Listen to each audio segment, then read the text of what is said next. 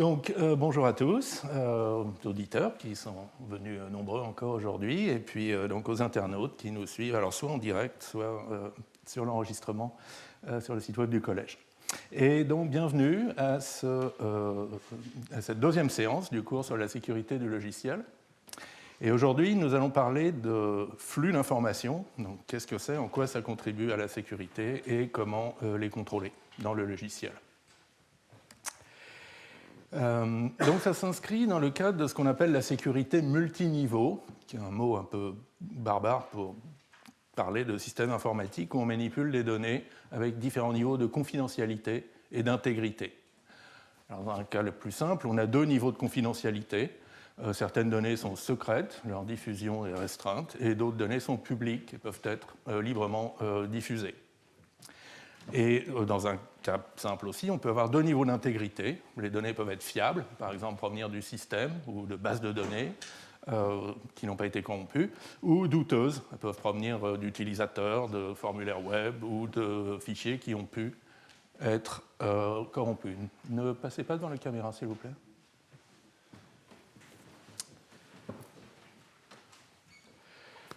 Alors, on a déjà un tout petit peu parlé de ça la semaine dernière. On peut se dire pourquoi est-ce qu'on n'utilise pas du contrôle d'accès pour donc protéger les données en question en écriture et en lecture. La protection en lecture, ça va nous donner de la confidentialité et la protection en écriture de l'intégrité.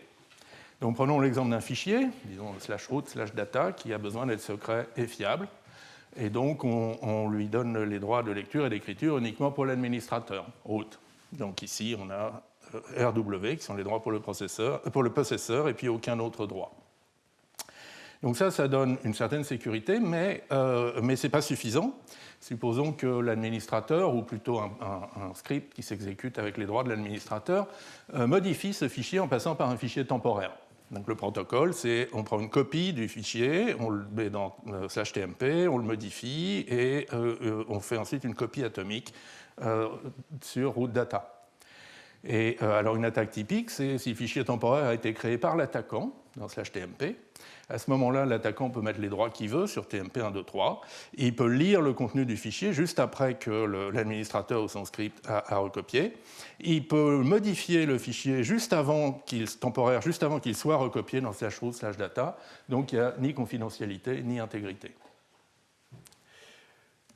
Et c'est ça une motivation pour les flux d'informations. Il faut contrôler non seulement les accès aux ressources, et ça donne certaines garanties sur les données au repos, mais aussi les flux d'informations, les transferts d'informations entre ces ressources, donc les données en transit à l'intérieur du système informatique. Et la politique de confidentialité de base, c'est que les flux doivent toujours aller du moins secret vers le plus secret. Donc une info publique peut aller dans un endroit public, une info secrète dans un endroit secret, une info publique dans un endroit secret. Il n'y a pas de divulgation. En revanche, secret vers public, c'est interdit. Et pour l'intégrité, c'est similaire, mais un peu dans l'autre sens, c'est-à-dire qu'il faut toujours aller du plus intègre vers le moins intègre. Une donnée fiable peut être écrite dans une base de données fiable, une donnée douteuse peut être écrite n'importe où. Une donnée douteuse peut être écrite dans un endroit douteux. Fiable peut aller vers douteux, mais une donnée douteuse ne doit pas se retrouver dans un endroit fiable. Donc voilà ce qu'on voudrait assurer. Et alors on peut formaliser ça un petit peu plus avec un ordre partiel alors, sur les niveaux de confidentialité. Donc A inférieur ou égal carré B. Alors il faut lire ça comme B est plus secret que A ou aussi secret que A. Une autre lecture, c'est qu'une personne habilitée au niveau B peut accéder à une info qui est classifiée au niveau A. Alors, qu'est-ce qu'on a comme exemple d'ordre partiel? Il y a l'ordre public secret, qu'on a déjà vu, donc il n'y a que 2 points dans le treillis. Alors, traditionnellement, dans la littérature américaine, ils sont appelés H et L. L, c'est low confidentiality, donc public, et H, c'est high confidentiality, donc secret. Après, tout ça est très inspiré par les classifications de documents dans la défense. Donc ça, c'est la classification qui est utilisée en France. Elle a changé récemment, j'ai appris ça en préparant les transparents, elle a changé en 2020.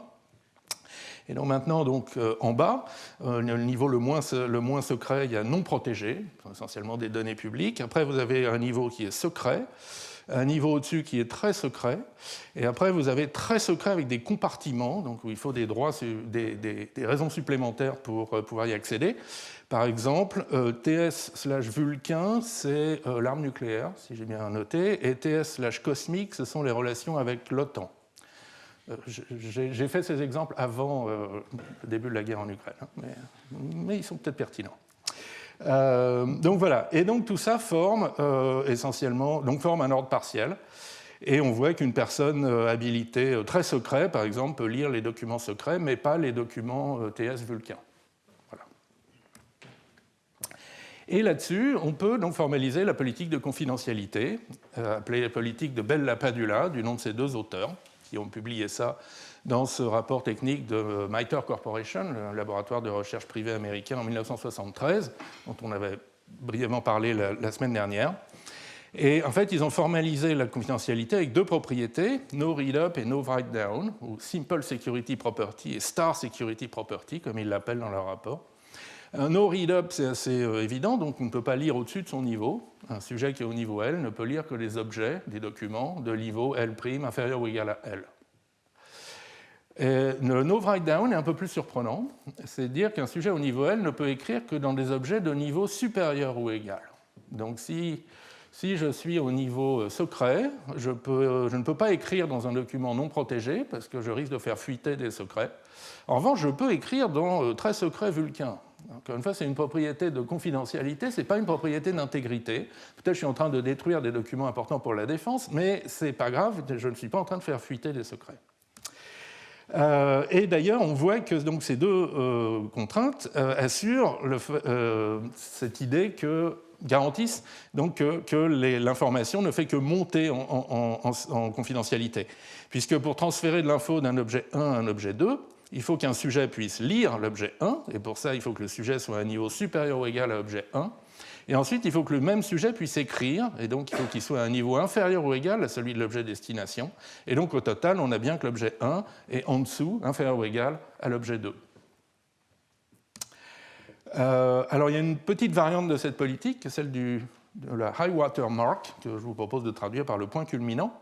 C'est l'idée que le niveau maximal de lecture est fixé une fois pour toutes, c'est votre niveau d'accréditation. En revanche, votre niveau minimal d'écriture, il démarre à 0 et il augmente au cours du temps.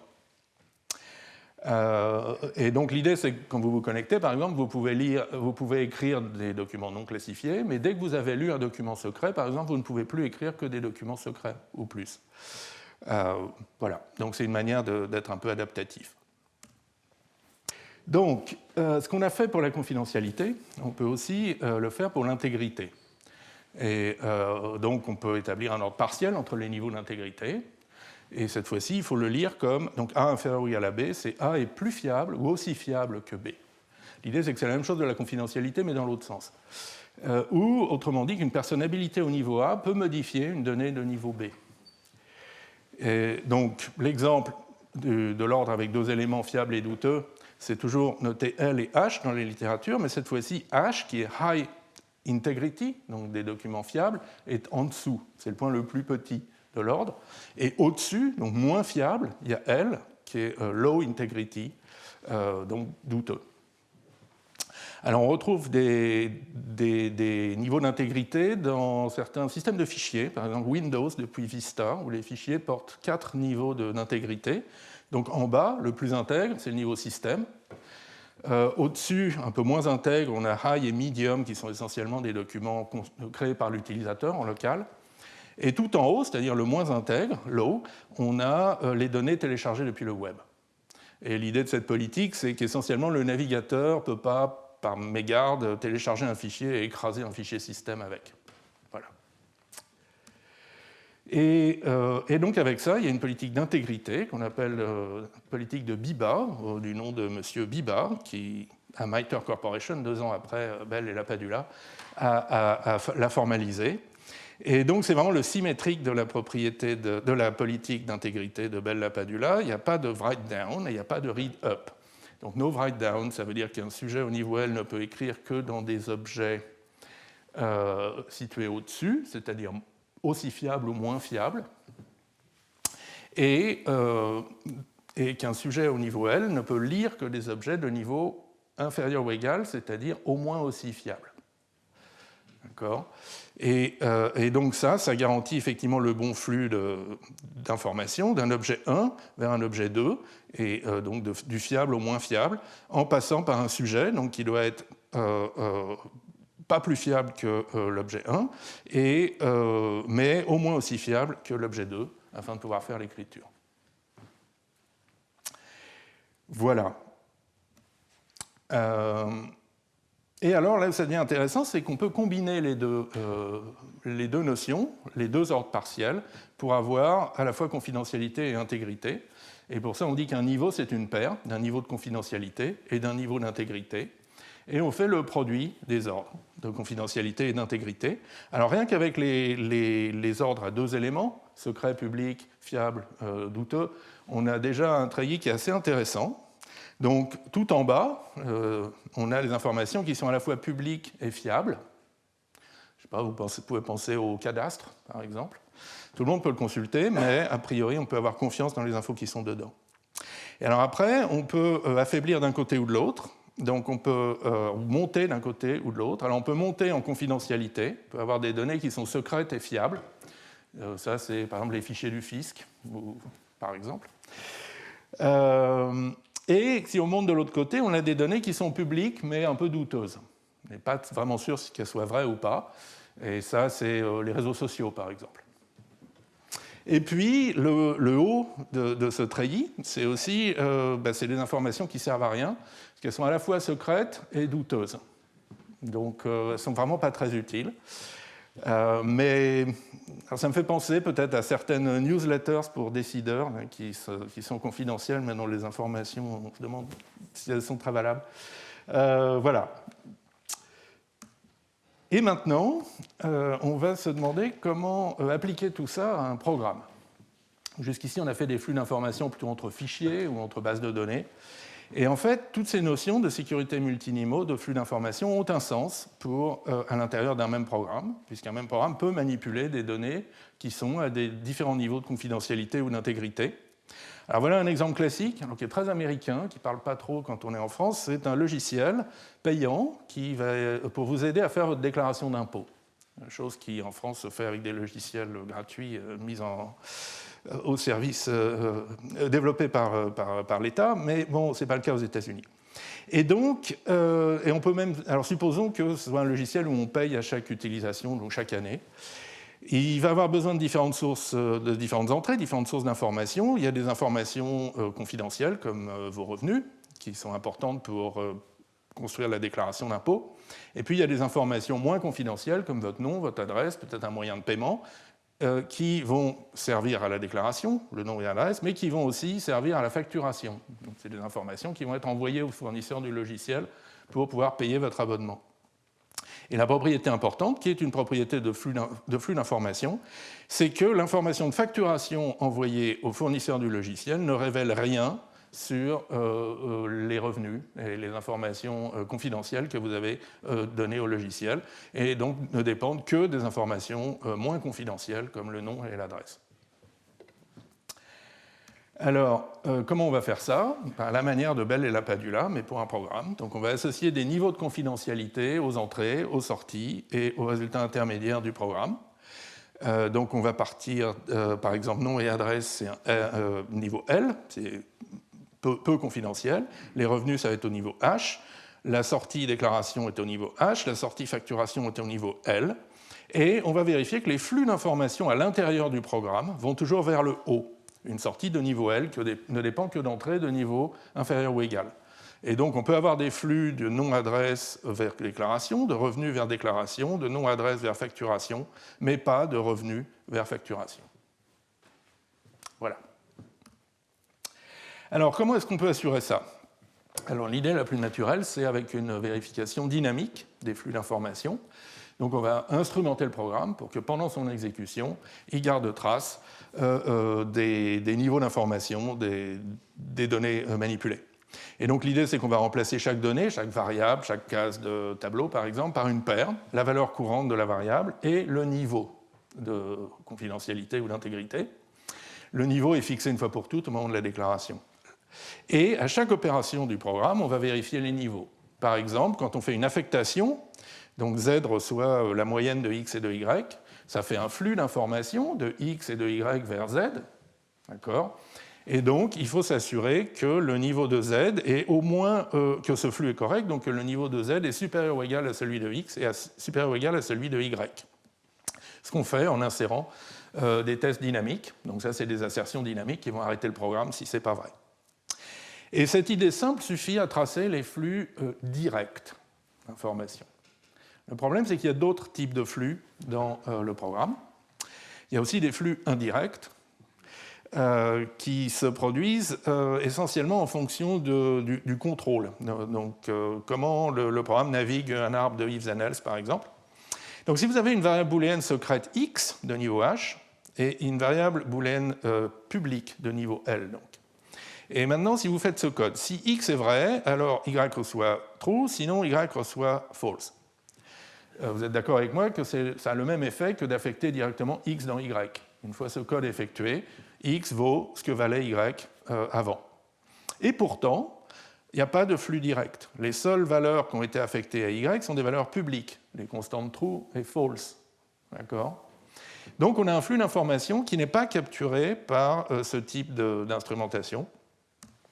Et si on veut les capturer, il faut ajouter une variable à l'instrumentation d'un PC de type niveau qui va garder trace de toutes les informations révélées par les branchements conditionnels, plutôt d'une borne supérieure des informations révélées par les branchements conditionnels. Et donc l'idée, c'est qu'on va la mettre à jour à chaque fois qu'on fait un branchement conditionnel sur une valeur pour s'assurer que le PC est au moins au niveau de la variable qu'on est en train de tester. Et on va prendre ça en compte lors des affectations.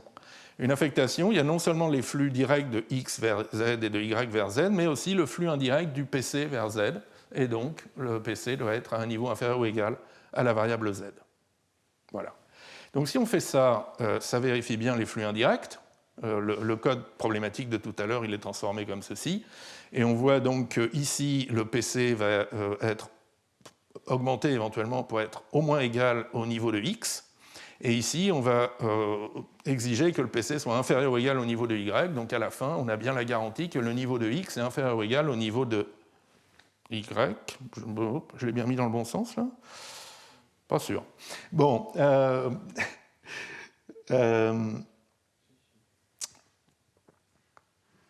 Oui, si, je l'ai mis dans le bon sens. On a effectivement un flux de X vers Y, même s'il est indirect, et donc il faut que le niveau de X soit inférieur ou égal au niveau de Y.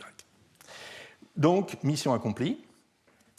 En revanche, ça pose un problème connu sous le nom de label creep, et que je vais traduire par inflation des niveaux. On parle beaucoup d'inflation en ce moment, mais il y en a aussi sur les niveaux de sécurité, car le niveau du PC, un peu comme le prix de l'essence, ne diminue jamais, au sens qu'un seul test sur une variable de niveau h va forcer toute la suite du programme à travailler au niveau h.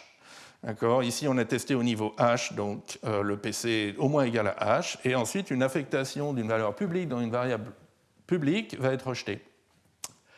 Alors on se dit, c'est bizarre quand même, pourquoi est-ce qu'on ne remet pas le PC à son niveau d'avant la conditionnelle ? D'accord, pendant qu'on teste sur x, il faut l'augmenter, mais peut-être une fois qu'on a fini de tester sur x, on peut le remettre à son niveau d'avant. Malheureusement, ça ne marche pas, parce que l'absence d'affectation peut aussi créer un flux indirect. Alors là, ça devient vraiment bizarre. Mais donc ici, vous testez sur une variable x, secrète. Si c'est vrai, vous essayez d'affecter dans une variable y publique, donc a priori, ça va faire une erreur dynamique. Mais si c'est faux, vous ne faites rien. Et donc, on sait, le programme sait, si on atteint le point C, que x de niveau h est faux. Et donc, on a appris un secret. Et donc, C ne peut pas s'exécuter au niveau public. Il doit s'exécuter au niveau secret. Donc non, ce n'est pas correct de remettre le PC au niveau qu'il avait avant. Et tout ça motive maintenant l'idée de vérifier les flux d'informations, non plus dynamiquement, par instrumentation du code, mais statiquement, par une analyse statique, ou plutôt un système de type. Alors l'idée est ancienne, l'idée de faire l'analyse statique de flot d'informations remonte à un article de monsieur et madame Denning, 1973, donc à peu près contemporain du rapport de Bell et Lapadula. Alors dans l'article, c'est plutôt présenté comme une analyse qu'on peut faire à la main sur le listing d'un programme, mais on reconnaît qu'une analyse statique de type data flow. Et donc en 1996, Volpano, Irvine et Smith ont remis ça au goût du jour sous forme d'un système de type. Et donc c'est un système de type où il y a deux jugements, deux propriétés. La première, c'est qu'une expression A à un certain niveau L. Et la deuxième, c'est qu'une commande C est sûre, bien typée, dans un contexte dont le niveau est PC. Donc PC, c'est aussi un niveau. Et alors, je vais vous le formaliser rapidement en utilisant IMP, le petit langage impératif à contrôle structuré qu'on a déjà beaucoup utilisé dans le cours de l'an dernier et dans le cours d'il y a 2 ans.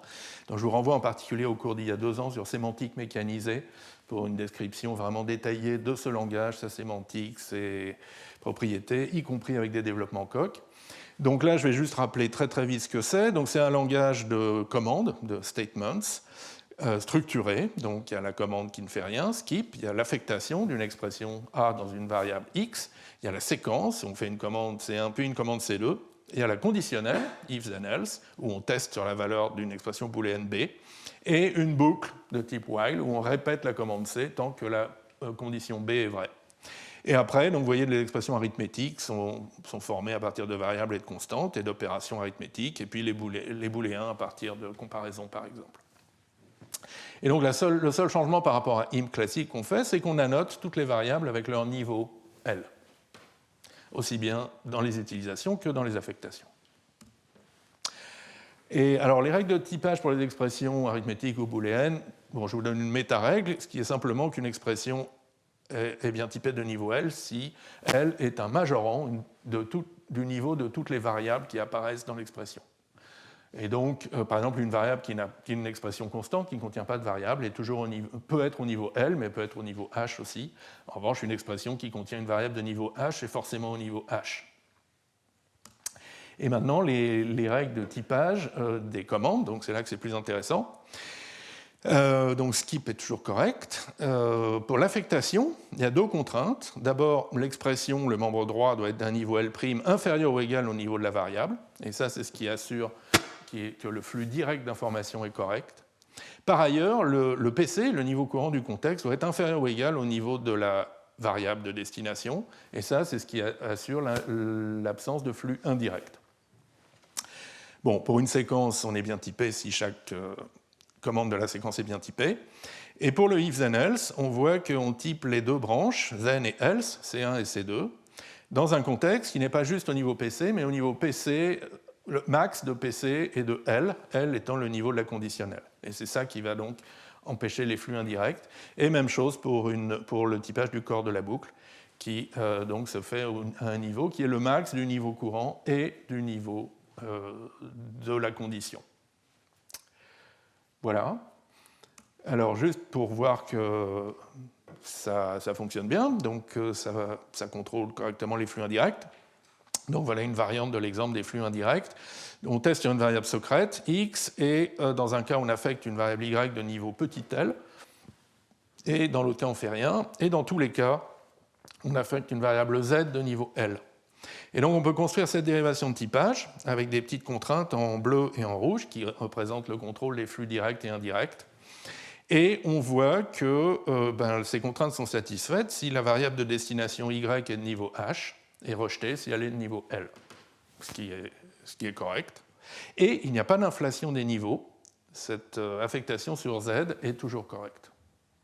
D'accord. Alors, comment... Donc ça, c'est le système de type, ou l'analyse statique, si vous voulez. Maintenant, comment est-ce qu'on se convainc qu'il capture la bonne propriété de confidentialité qui nous intéresse ? Donc, quelle est l'interprétation sémantique ? Eh bien, c'est une propriété dite de non-interférence, qui caractérise sémantiquement le bon contrôle des flux d'informations.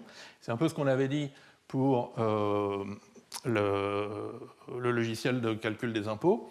Les valeurs des sorties de niveau L ne doivent pas dépendre des valeurs des entrées de niveau strictement supérieur.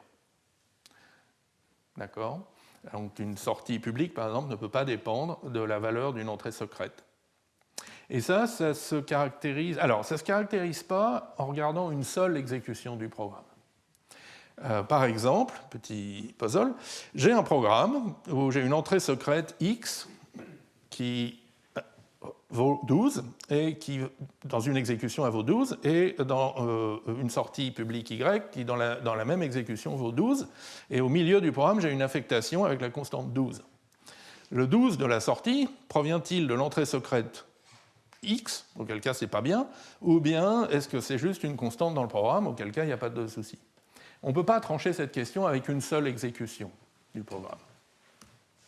En revanche, on peut répondre à cette question en reliant deux exécutions du même programme. Alors c'est ce qu'on appelle une hyperpropriété.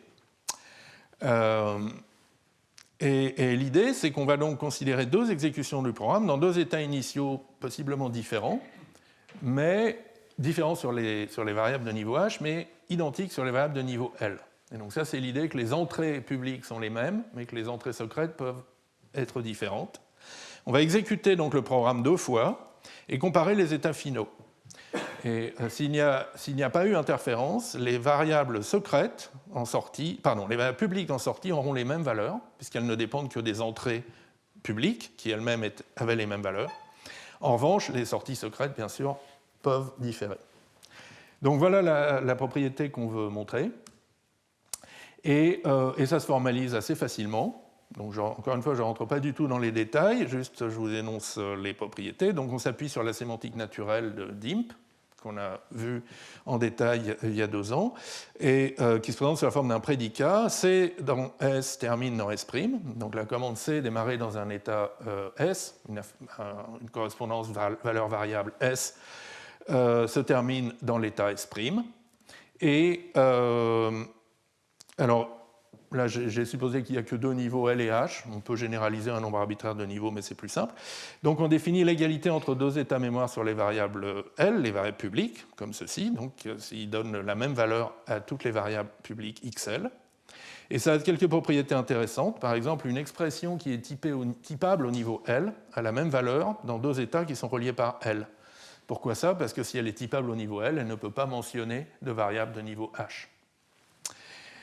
Et symétriquement, une commande qui est typée dans un contexte de niveau H ne peut pas modifier les variables de niveau L. Ce sera un flux indirect. Et donc, l'état initial et l'état final sont reliés par cette relation égale sur L. Et avec ça, donc, on peut énoncer et démontrer la non-interférence. Donc, si vous avez donc un programme C qui est bien typé, et 2 états initiaux qui sont reliés par L, et 2 exécutions, S1 vers S1', S2 vers S2', alors les états finaux S1', S2' sont reliés par L. Et ça se démontre sans grande difficulté. Alors, je vous montre juste les 2 cas représentatifs, le deuxième étant particulièrement joli. Donc le premier, c'est l'affectation. On affecte une expression A dans une variable X. Donc on voit que ça va modifier la valeur de X dans les 2 états S1 et S2, et puis les autres variables ne seront pas modifiées. Alors, si la variable est de niveau L, si elle est publique, par hypothèse de typage, l'expression A est publique aussi, ne fait pas intervenir la variable secrète. Et donc, les valeurs de A dans les 2 états S1 et S2 sont les mêmes. Et donc, on met les mêmes valeurs dans X, dans l'état S1 et dans l'état S2, et ceci préserve l'équivalence sur les valeurs des variables de niveau L. En revanche, si on affecte dans une variable de niveau H, eh bien, aucune variable de niveau L n'est affectée. Et donc, cette relation, avoir la même valeur sur les variables de niveau L, est trivialement préservée. Et maintenant, le cas joli sur lequel je voulais attirer votre attention, c'est celui de la conditionnelle. Donc, si on a un if then else sur une condition B, et on exécute soit C', soit C seconde. Le point à noter, c'est que voilà, est-ce qu'on exécute les mêmes? Est-ce que les 2 exécutions prennent toutes les 2 la branche then ou toutes les 2 la branche else, ou est-ce qu'on peut se retrouver avec une qui prend la branche then et l'autre la branche else? Eh bien, ça dépend du niveau de B. Si B est de niveau L, ne fait intervenir que les variables publiques, et la condition a la même valeur dans les 2 états S1 et S2, et donc les 2 exécutions vont prendre soit la branche then, soit la branche else, et donc on peut appliquer l'hypothèse de récurrence et conclure. en revanche, si la condition est de niveau H, elle peut s'évaluer en des valeurs différentes. Du coup, une des branches peut prendre then et l'autre peut prendre else. Pardon, une des exécutions peut prendre la branche then et l'autre la branche else. Mais elles seront, ces primes et ces secondes seront toutes les deux typées au niveau H. Et donc, ne peuvent pas modifier les variables de niveau L. Donc entre S1 et S1', on a l'équivalence sur les variables de niveau L. S2 et S2', on a l'équivalence sur les variables de niveau L. Entre S1 et S2, on sait qu'on a l'équivalence de niveau L, c'est l'hypothèse. Et donc, entre S1' et S2', on a l'équivalence de niveau L. Voilà. Alors, ce qu'on a fait jusqu'ici, c'est ce qui s'appelle de la terminaison, des flots d'informations insensibles à la terminaison, termination insensitive, au sens que on s'intéresse qu'au programme qui termine.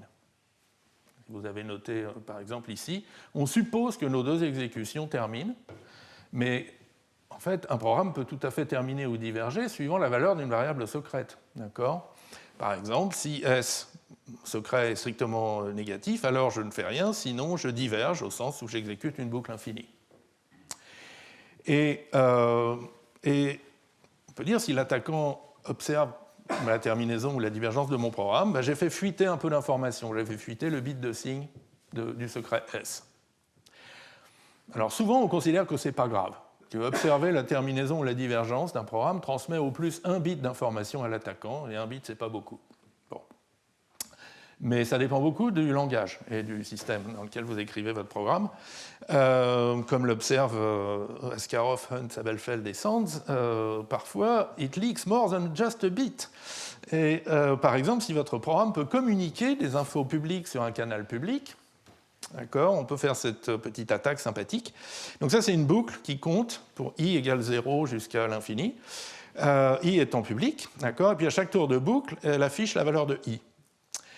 Et elle compare la valeur de i avec la valeur du secret, et si c'est égal, elle diverge. L'effet de cette boucle, c'est d'afficher les entiers 0, 1, 2, 3, 4, 5, et que le dernier entier affiché, ce sera la valeur du secret. D'accord ? Donc on a fait fuiter la valeur du secret, mais en temps proportionnel à la valeur du secret.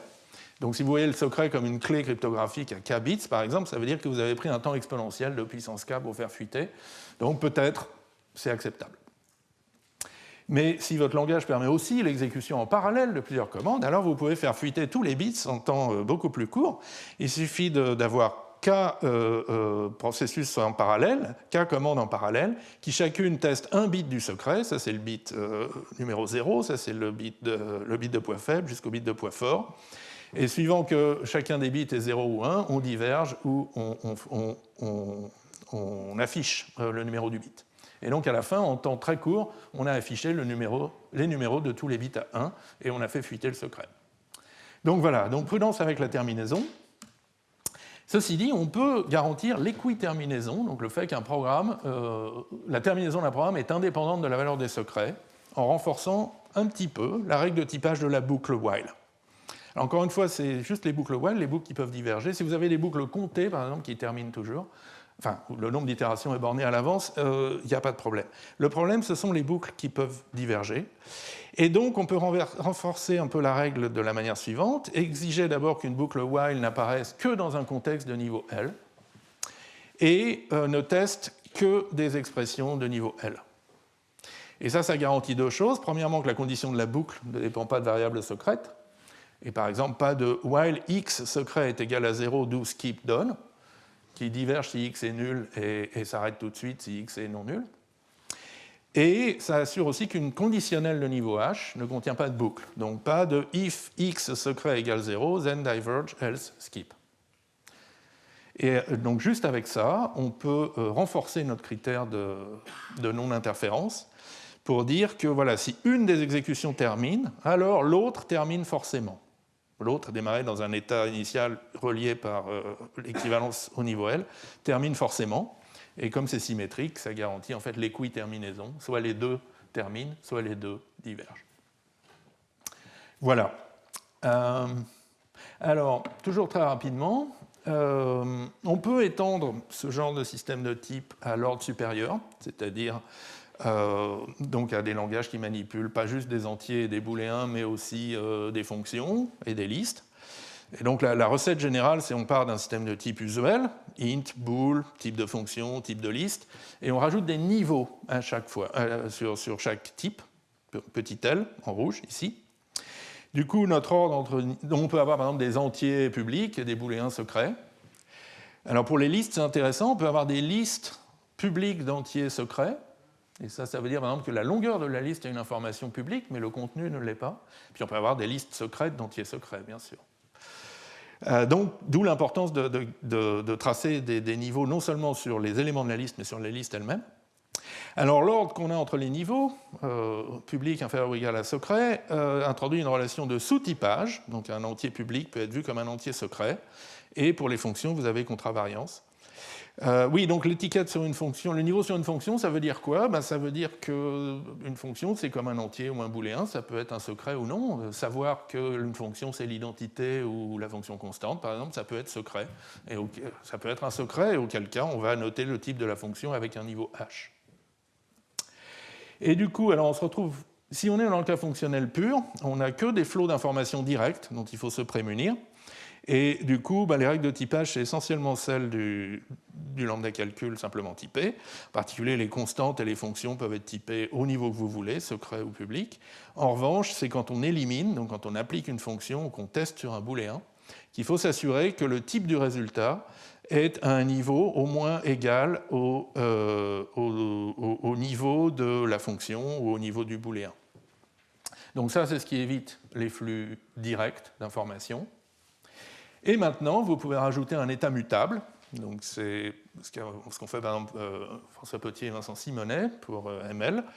Et là, ça devient plus compliqué, comme toujours avec l'état mutable. Donc vous introduisez des références. Et là, du coup, des flux indirects peuvent arriver. Il faut garder trace des flux indirects en rajoutant un PC au prédicat de typage. Et il faut y penser aussi garder trace de ça dans les types de fonctions. Donc le PC ici, dans le type de fonction, reflète est-ce que la fonction peut affecter ou non des références de niveau H, typiquement. Et du coup, on a presque les mêmes règles, mais il faut ajouter des contraintes pour les flux indirects. Donc ici, il faut prendre en compte, quand on affecte dans une référence, oui, je ne suis pas sûr pourquoi c'est rouge, ça devrait être rouge et bleu, c'est à la fois flux direct et flux indirect. Mais donc, il faut s'assurer que le niveau du PC n'est pas supérieur au niveau de la référence.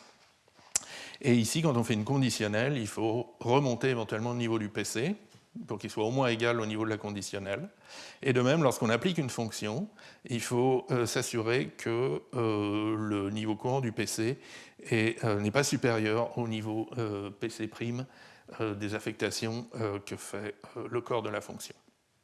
Bon, je passe très vite, c'est juste pour vous donner l'intuition que ce qu'on a fait au premier ordre sur IMP s'applique aussi à l'ordre supérieur. Bien.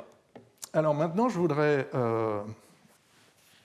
voudrais parler d'une autre approche pour raisonner sur la non-interférence.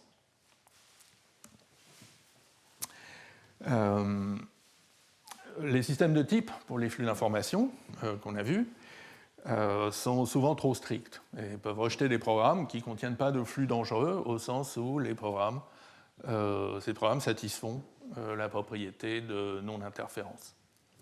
Alors, quelques exemples bateaux. Donc, vous avez une variable S qui est un secret au niveau H, une variable X qui est publique au niveau L. Si vous faites une affectation de S dans X, et puis immédiatement après, vous affectez une constante 0 dans X, rien n'a fuité, et pourtant, ça va être rejeté par le système de type, puisque cette affectation-là ressemble à un flux direct, illégal. Variante, temporairement, vous incrémentez X de la valeur du secret S, et puis à la fin, vous le décrémentez de la valeur du secret S. La valeur de X n'a pas changé, rien n'a fuité, et pourtant, les deux affectations sont rejetées par le système de type.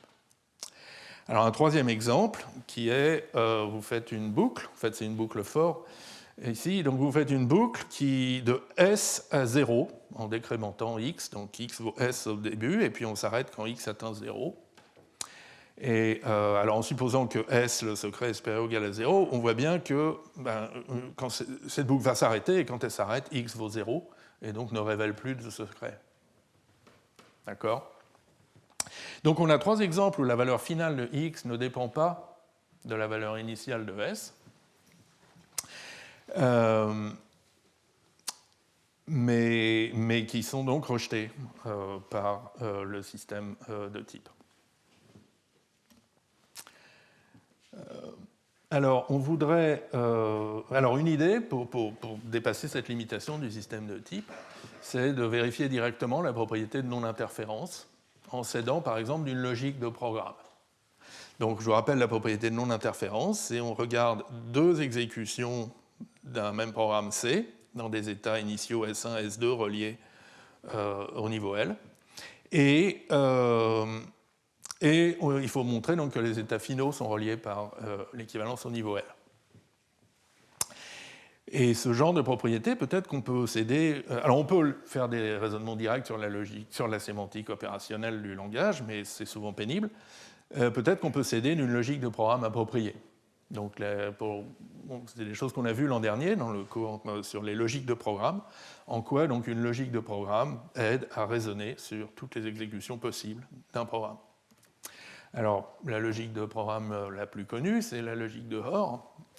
Donc, on a un prédicat, un triplet de Hoare, PCQ, où P c'est une précondition, C c'est une commande, un morceau de programme, et Q, c'est la post-condition, une assertion sur les valeurs des variables à la fin de l'exécution de C. Et en fait, donc ce prédicat, on peut l'interpréter comme dans tout état initial S qui satisfait la précondition, si on démarre la commande et qu'elle se termine dans un état S', alors l'état final S' satisfait la post-condition. Simplement, on a des règles qui facilitent le raisonnement sur ce prédicat et qui cachent cette sémantique opérationnelle. Bien. Alors nous, ici, on n'a pas... le but, ce n'est pas de raisonner sur une exécution d'un programme, c'est de raisonner sur l'exécution de 2 programmes. Et il se trouve que... 2 exécutions d'un même programme. Et il se trouve que... il y a un ensemble de travaux aussi sur les logiques de programme relationnelles. Donc, c'est des logiques qui permettent de montrer que 2 programmes ou 2 exécutions d'un même programme font la même chose. Et donc, les 2 programmes qui sont en jeu, on les note C1 et C2. Maintenant, les préconditions, les post-conditions, ce ne sont plus des prédicats sur l'état mémoire, ce sont des relations entre les états mémoire de C1 et de C2. D'accord. Et donc, ce que signifie ce prédicat, c'est que donc, si les états mémoire initiaux S1 et S2 sont en relation d'après la précondition, et si on a 2 exécutions, C1 qui termine en S1', C2 qui termine en S2', alors les états finaux S1', S2' sont reliés par la post-condition Q. Et du coup, la condition de non-interférence, c'est de dire en fait que le programme C est relié à lui-même avec comme pré et comme post-condition l'équivalence des variables de niveau L. D'accord ? C'est extrêmement compact, mais si vous déroulez la définition, vous voyez donc si vous partez de 2 états reliés par L, vous exécutez C dans ces 2 états, vous obtenez 2 états finaux reliés par L. Et donc il y a toute une littérature en fait que je ne connaissais pas sur ces logiques de Hoare relationnelles, avec un délicieux article de survey de David Nauman, 37 ans de logique de Hoare relationnelle, qui donne alors un certain nombre de règles pour les logiques de Hoare relationnelles. Le problème, c'est que ça part un peu dans tous les sens. Alors là, c'est ce qui s'appelle des règles diagonales, parce qu'elle suppose que les 2 programmes qu'on exécute ont à peu près les 2 commandes qu'on exécute ont des formes similaires. Alors pour l'affectation, si on fait 2 affectations, c'est pas trop compliqué. On substitue le membre droit pour le membre gauche dans la post-condition, comme dans la règle de Hoare usuelle.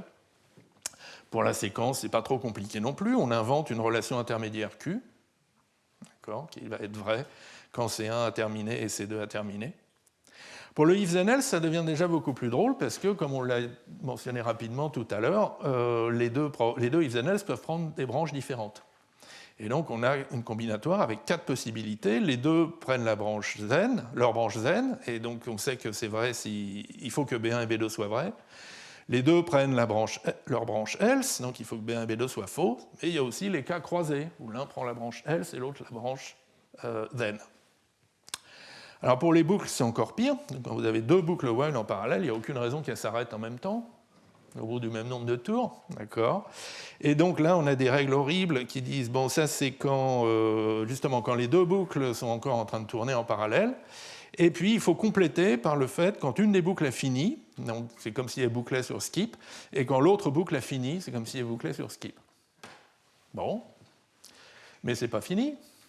Après, vous avez des règles gauche et des règles droites. Donc les règles gauche, c'est quand on progresse dans un des termes, mais pas dans l'autre, ou qu'on fait plus de calculs dans l'un des programmes que dans l'autre. Par exemple, dans un programme, on a fait une affectation, et dans l'autre, on ne fait rien, skip. Ou dans un programme, on fait une séquence, et dans l'autre, on fait qu'une commande. Et donc là, on peut choisir de mettre C1 en relation avec skip et C1' en relation avec C2', mais c'est un choix parmi d'autres. On peut avoir une conditionnelle d'un seul côté.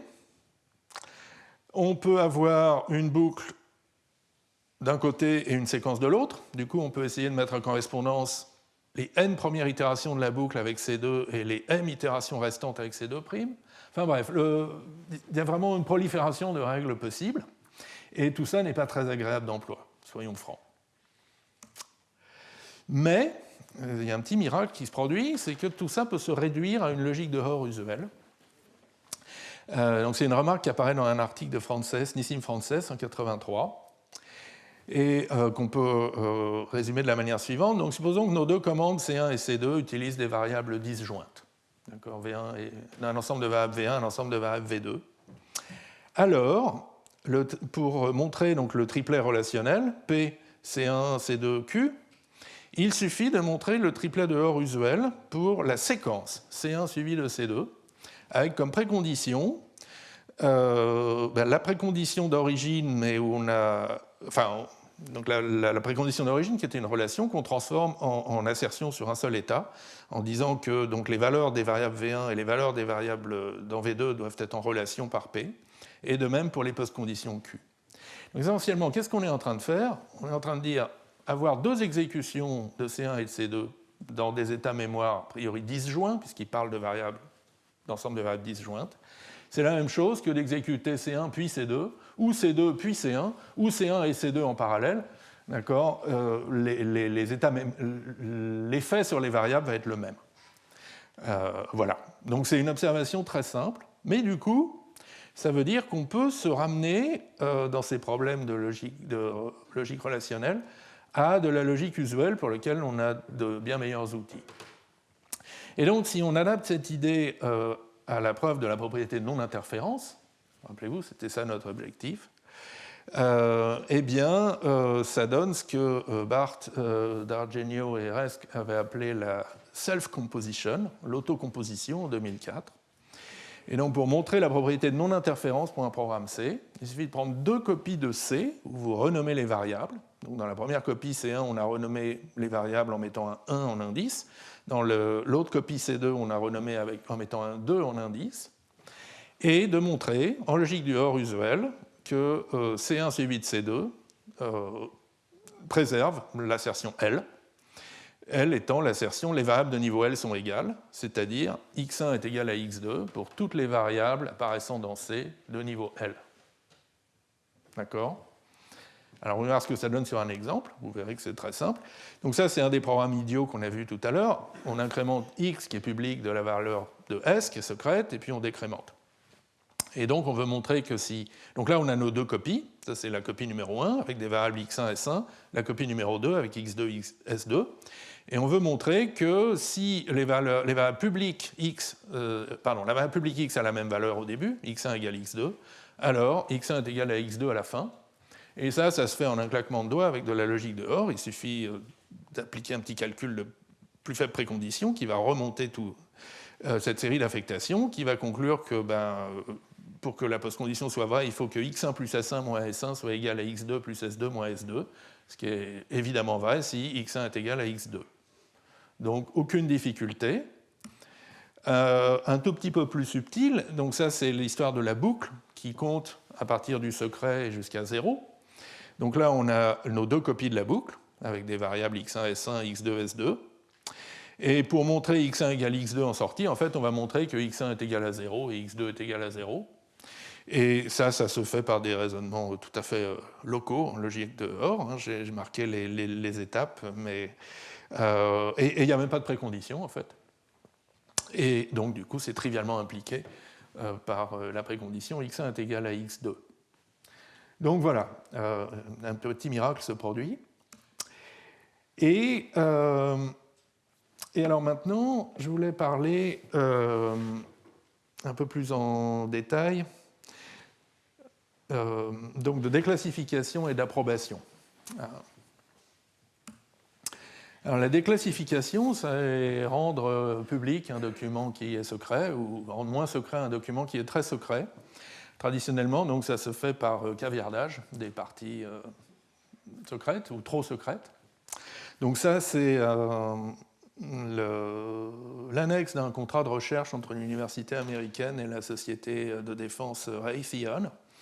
Et donc le journal du campus de l'université a voulu prendre connaissance du contrat et on leur a donné donc cette version déclassifiée du contrat qui ne révèle pas grand-chose sur ce qui se passe dans le contrat. Donc ça, c'est de la déclassification dans le monde réel. Après, on peut aussi faire de la déclassification dans le monde informatique et dans un programme. Donc diminuer volontairement le niveau de confidentialité de certaines données ou de certains résultats de calcul. Par exemple, imaginez qu'on vérifie un mot de passe. Donc l'utilisateur a tapé quelque chose sur le clavier, donc ça c'est l'entrée, qui est une chaîne de caractères de niveau H. Et puis il y a le mot de passe qui est stocké dans une base de données après hachage, c'est une chaîne de caractères et on va dire qu'elle est aussi de niveau H. Que même après hachage, un mot de passe, c'est un petit peu sensible.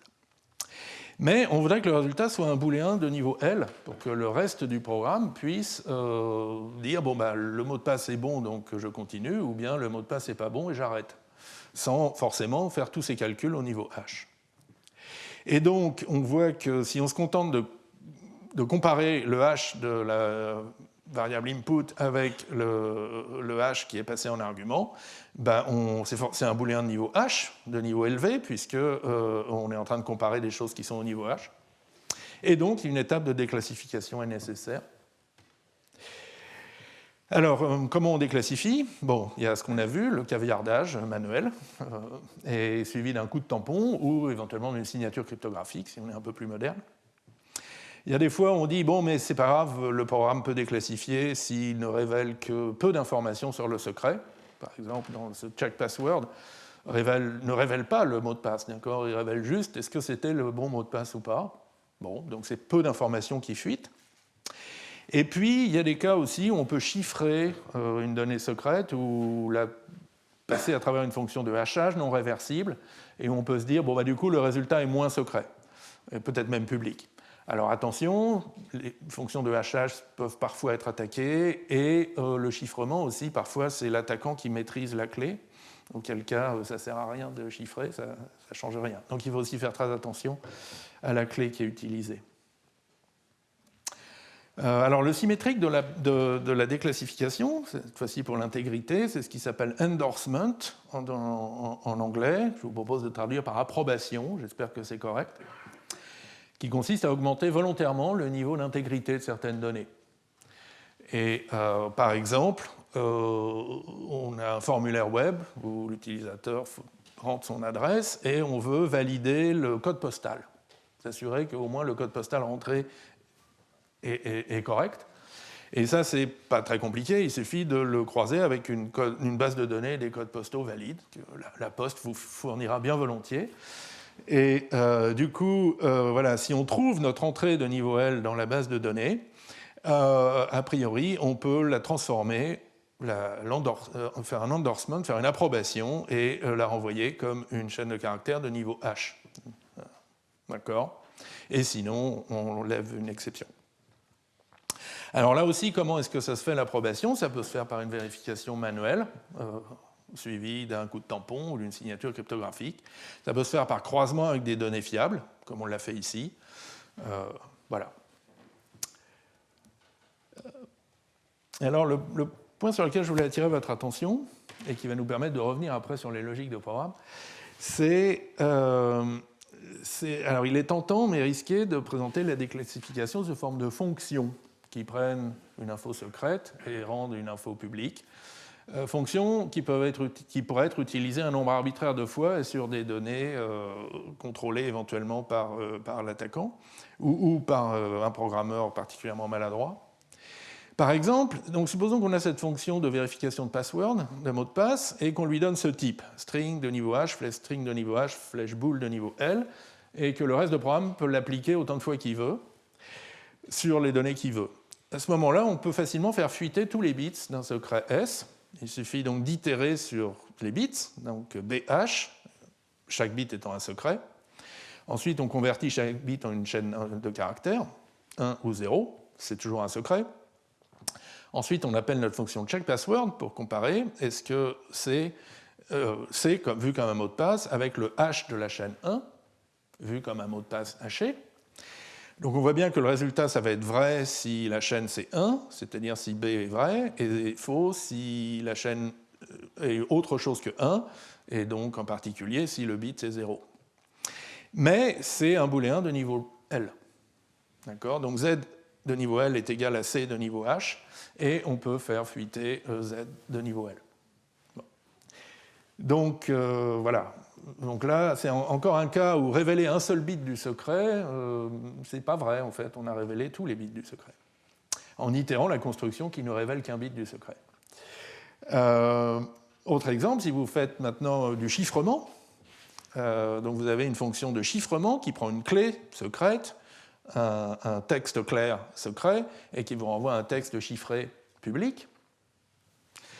Ben là, vous pouvez faire un peu la même chose. Encore une fois, on itère sur tous les bits. Pour les bits à 1, on prend le texte clair X, et pour le bit à 0, le texte clair la chaîne vide. On chiffre ça, et on fait sortir le chiffré. Alors, si votre chiffrement préserve la longueur du texte clair, ben, vous avez fuité les bits, puisque les chiffrés vont être de longueur 1 ou 0, suivant que le bit est à 1 ou à 0. Alors d'accord, mettons que vous avez mis du padding, là, du bourrage, pour que la longueur du chiffrement ne dépende pas de la longueur du texte clair. Mais là, si votre chiffrement est déterministe, vous ne l'appliquez qu'à deux textes clairs différents, donc vous n'avez que deux chiffrés différents. Il y en a forcément un qui correspond à 1 et l'autre à 0. Ça ne fait pas beaucoup de choix, et la cryptanalyse est très simple. Donc il faut en plus un chiffrement non déterministe, peut-être que votre bourg, votre padding doit être aléatoire. Bon, donc voilà, il faut prendre des précautions particulières, disons. Ou alors, il faut se dire que non, ce n'est pas ça la déclassification. La déclassification, ce n'est pas donner des fonctions de déclassification qui peuvent être appliquées arbitrairement. C'est plutôt dire quels calculs de quelles entrées secrètes du programme peuvent être considérés comme publics. Et donc ça, c'est une idée qui apparaît, par exemple, dans un article de Lee et Zdancevich, que j'aime bien, sur donc des notions de politique globale de déclassification, et qu'ils expriment comme un ensemble de fonctions FI, mais c'est des fonctions plutôt sémantiques, qui ne peuvent être appliquées qu'aux entrées secrètes du programme, et pas à n'importe quelle valeur choisie par le programme lors de son exécution, et dont on va considérer les résultats comme déclassifiés comme publics. Et par exemple, pour notre programme de checkPassword de tout à l'heure, d'accord, supposons que c'est ça le programme qu'on essaye de caractériser avec une politique de déclassification globale. On va prendre une fonction de déclassification f qui a deux paramètres, les deux entrées secrètes, input et hashed, que j'appelle i et h, et qui a pour effet donc, de comparer le hash de i et le paramètre h. Et donc ce que dit cette politique de déclassification, c'est que la valeur obtenue en appliquant cette fonction aux entrées secrètes de checkPassword est déclassifiée et utilisable au niveau L, mais toute autre comparaison de hash n'est pas déclassifiée, a priori. D'accord ? Donc on a déclassifié des valeurs et non pas toutes les valeurs produites par une fonction. Et alors si je vous parle de ça, c'est pour faire ensuite le lien avec la non-interférence et les logiques de programme. Alors bien sûr, on a besoin de relâcher notre critère de non-interférence, puisque maintenant on peut avoir des sorties de niveau L qui dépendent d'entrées de niveau H. Les sorties qui dépendent de valeurs déclassifiées à partir des entrées de niveau H. Mais on peut raffiner un petit peu le critère en disant que donc, les sorties de niveau L ne dépendent que des entrées de niveau L et des valeurs déclassifiées, c'est-à-dire des valeurs des fonctions de déclassification, les FI, appliquées aux entrées de niveau H. D'accord ? Et ça s'exprime très bien en logique de Hor relationnelle ou par autocomposition en logique de Hor normale. Il suffit donc de comparer les exécutions de C, donc comparer C avec lui-même, avec comme post-condition, comme d'habitude, l'équivalence des sorties de niveau L, et comme précondition, comme hypothèse, non seulement l'équivalence des entrées de niveau L, et l'égalité des valeurs déclassifiées dans les deux états S1 et S2, c'est-à-dire le fait que les fonctions de déclassification renvoient les mêmes résultats. Donc dans la preuve, on a le droit de prendre ça en hypothèse supplémentaire. Et du coup, et ça va nous aider à montrer l'équivalence des sorties de niveau L. Voilà, on arrive déjà à la fin du cours. Je suis allé plus rapidement que je ne pensais. Donc il est temps de faire un petit point d'étape sur donc, cette approche de la sécurité multiniveau, c'est le problème qu'elle pose, et puis ces notions de flux d'information.